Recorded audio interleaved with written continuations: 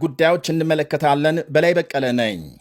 መላውን ኢራን በሸፈነው የአሜሪካና እስራኤል የአየር ጥቃት የኢራን ጠቅላይ መሪና ሌሎች ከፍተኛ ባለስልጣናት ሳይገደሉ እንዳልቀረ ተሰማም።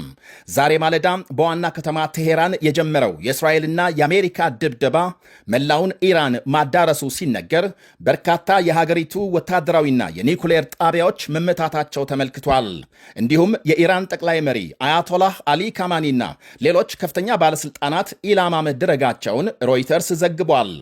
የእስራኤል መከላከያ ሚኒስቴር ኢራናውያን ከወታደራዊ ጣቢያዎች አካባቢ እንዲርቁ ሲያሳስብ የኢራን አብዮታዊ ዘብ ዋና አዛዥ መገደላቸውን የሚያመለክት መረጃ ወጥቷል። የሀገሪቱ የቀድሞ ፕሬዝዳንት መሐመድ አህመዲነዣድ መኖሪያ ቤታቸው ላይ ጥቃት መፈጸሙም እየተነገረ ነው። በምዕራብ ኢራን ሚሳኤል ለማስወንጨፍ ሲዘጋጁ የነበሩ ወታደሮች መመታታቸውን የሚያሳይ ምስል የወጣ ሲሆን ቢቢሲ ዘግይቶ ባሰራጨው አንድ ዘገባም የኢራን ከፍተኛ የፖለቲካና የጸጥታ ባለስልጣናት በእስራኤል ድብደባም ኢላማ መደረጋቸውን አረጋግጧል። ፕሬዝዳንት ዶናልድ ትራምፕ ጥቃቱን ተከትለው በቪዲዮ ባስተላለፉት መልእክት ኢራናውያን አገዛዙን እንዲጥሉ ጥሪ አቅርበዋል። እኛ ጀምረናል፣ መንግስታችሁን ማውረድ የእናንተ ሥራ ነው ብለዋል ትራምፕ። ምናልባትም በረጅም ዘመን ሊገኝ የሚችል ይህንን ዕድል ተጠቀሙበት ሲሉ አሳስበዋል። ሁኔታዎች ቀላል እንዲሆኑ ደግሞ የኢራን ጸጥታ ኃይሎች መሳሪያ ከጣሉ ዋስትና እንደሚያገኙ ማረጋገጫ መስጠት እንደሚገባ ገልጸዋል። በቅርቡ በኢራን በተካሄደ ሕዝባዊ አመፅ በሺዎች የሚቆጠሩ ሰልፈኞች መገደላቸው ውጥረቱን እንዳባባሰ ይታወሳል። ቴሄራን አሜሪካ ጥቃት ከፈጸመች ጦር ሰፈሮቿ በሚገኙባቸው የአካባቢው ሀገሮች ላይ የአጸፋ እርምጃ እንደምትወስድ ባስጠነቀቀችው መሠረት ዛሬ ወደ ተለያዩ ሀገሮች ሚሳኤል እየተኮሰች መሆኗ ይሰማል። በባህሬን ዋና ከተማም ፍንዳታ መሰማቱን ተከትሎ ሕዝቡ እንዲረጋጋና በአቅራቢያው ወደሚገኝ መጠለያ እንዲገባ መንግሥት አሳስበዋል። የባህሬን መገናኛ ብዙሃን የአሜሪካ ባህር ኃይል ለሚሳኤል ጥቃት ወይም ደግሞ በሚሳኤል ጥቃት ኢላማ መሆኑን ዘግበዋል። ባህሬን የአሜሪካ ባህር ኃይል 5ኛ መርከበኛ ምድብ መቀመጫ መሆኗን በማስታወስ በተባበሩት አረብ ኤሚሬትስም ጥቃት መፈጸሙ ሲነገር በአቡዳቢ ኢራን በተኮሰችው ሚሳኤል ቢያንስ 2 ሰዎች መሞታቸው ተነግሯል። ብዙዎቹ ሚሳኤሎች አየር ላይ መክሸፋቸውን ዘገቦች አመልክተዋል። የኤሚሬትስ መንግሥት ጥቃቱን ግልጽ ዓለም አቀፍ ሕግ የጣሰ ድርጊት ነው ሲል አውግዟል። በኳታር ዋና ከተማ ዶሃም ፍንዳታዎች መድረሳቸው እየተነገረ ነው። በዶሃም የአየር ጥቃት ማስጠንቀቂያ ድምፅ መሰማቱን ተከትሎ ከኢራን የተሰነዘሩ የሚሳኤል ጥቃቶችን በተሳካ ሁኔታ መመከት መቻሉን የሀገሪቱ መከላከያ ሚኒስቴር አስታውቋል። አንድ የኳታር ባለሥልጣን በሀገሪቱ ላይ የተቃጣውን ትንኮሳም በአሜሪካ ሰራሹ ጸረ ሚሳኤል መሳሪያ ማክሸፋቸውን ወይም ደግሞ ማክሸፍ መቻሉን ገልጸዋል። ኳታር በፋርስ ባሕረ ሰላጤ ግዙፍ የአሜሪካ ጦር ሰፈር የሚገኝባት ሀገር ናት። የእስራኤል ጎረቤት ዮርዳኖስም ከኢራን የተወነጨፉ 2 ባለስቲክ ሚሳኤሎች መታመጣሏን ስታስታውቅ የሀገሪቱ ጦር ኃይል ተጨማሪ ጥቃቶች ለመከላከል በተጠንቀቅ መቆሙን ገልጧል። የኢራን ውጭ ጉዳይ ሚኒስትር አባስ አራክቺ የእስራኤል አሜሪካንን ጥቃት ሕገወጥ መሆኑን በመግለጽ ሀገራቸው ራሷን ለመከላከል ሁሉንም አቅም ትጠቀማለች ብለዋል። ፕሬዝዳንት ዶናልድ ትራምፕ ከአሜሪካ ትቅደም መፈክራቸው ወደ እስራኤል ትቅደም ተሸጋግረዋል በማለት ተችተዋል። ኢራን የሚሳኤል ጥቃት የተፈጸመባቸውን ሀገሮች በስልክ አነጋግረው እንደነበርና ግዛታቸውን ለአሜሪካ እንዳይፈቅዱ ማስጠንቀቃቸውን ገልጸዋል። ይህንኑ የኢራን ጥቃት ተከትሎ የኢትዮጵያን ጨምሮ በርካታ አየር መንገዶች ወደ አካባቢው የሚደረጉ በረራዎች ማቆማቸው ተነግሯል። የኢትዮጵያ አየር መንገድ ወደ መካከለኛው ምስራቅ ሀገሮች ማለትም ወደ ዮርዳኖስ፣ ቴል አቪቭ፣ እስራኤልና ቤይሩት በረራ ማቆሙን ሲያስታውቅ የኬንያም የሞሮኮናም የሩዋንዳ አየር መንገዶችም ተመሳሳይ እርምጃ ወስደዋል።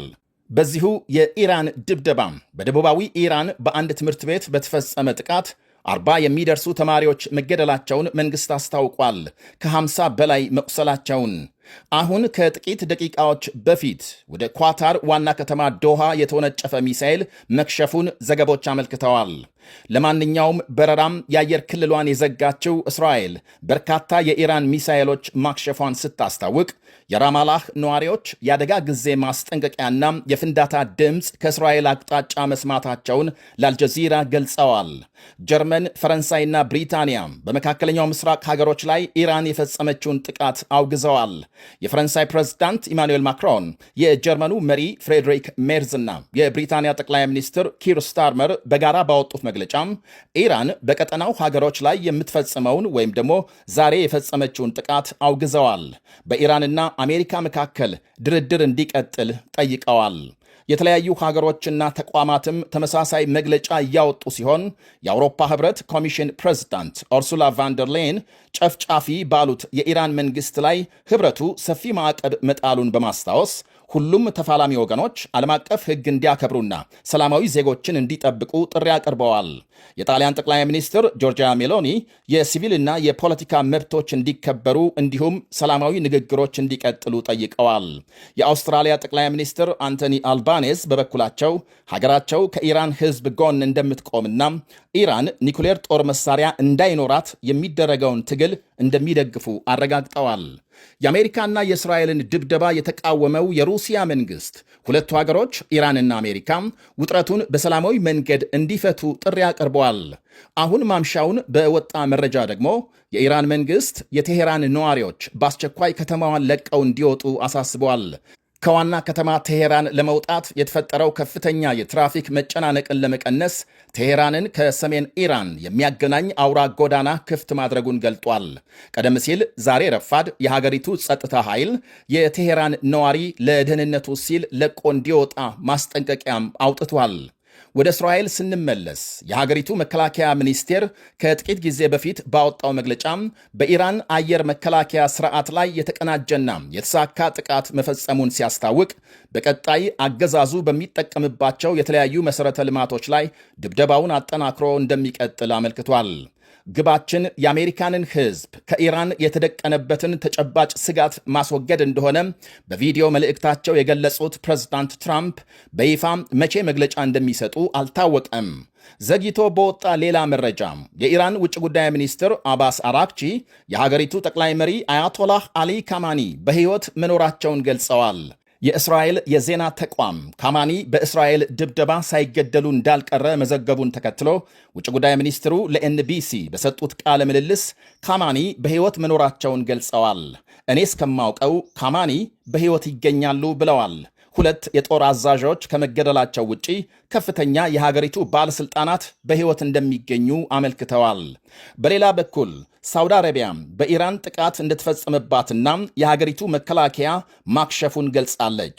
የሳውዲ ውጭ ጉዳይ ሚኒስቴር የኢራን ድርጊት ሕገወጥና ዋጋ የሚያስከፍላት ነው ብሏል። በዋና ከተማ ሪያድ የተቃጣውን የሚሳኤል ጥቃት ተከትሎ ጦር ኃይሉ በተጠንቀቅ መቆሙንና ተመሳሳይ ጥቃት የተፈጸመባቸው ጎረቤት ሀገሮች በሚወስዱት እርምጃ ሳውዲ ማንኛውንም ድጋፍ እንደምታደርግ ሚኒስቴሩ አረጋግጧል። የሳውዲ መንግሥት በኢራን ለሚፈጸም ጥቃት የአየር ክልሉን